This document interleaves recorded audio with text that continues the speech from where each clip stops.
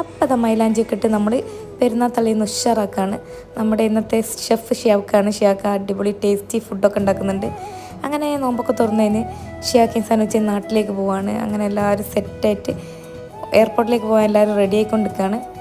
അപ്പോൾ അതെല്ലാവരും റെഡിയായി നിൽക്കുമ്പോൾ എല്ലാവർക്കും ഭയങ്കര സങ്കടം കേട്ടോ. ഒരു പോവാണല്ലോ, കുറേ ആയില്ല ഇങ്ങനെ ഒരുമിച്ച് നിൽക്കുന്നത്. അങ്ങനെ ഫൈനലി നമ്മൾ എയർപോർട്ടിലെത്തി. അപ്പം യാത്ര അയക്കുമ്പോൾ എല്ലാവരും പോലെ സങ്കടം ഇതാക്കുന്നുണ്ട്. പിന്നെ ചെപ്പം ഷിയാക്കയും തമ്മിലുള്ള യാത്രയപ്പ് ഷോകളാണ് നിങ്ങളിവിടെ കണ്ടുകൊണ്ടിരിക്കുന്നത്.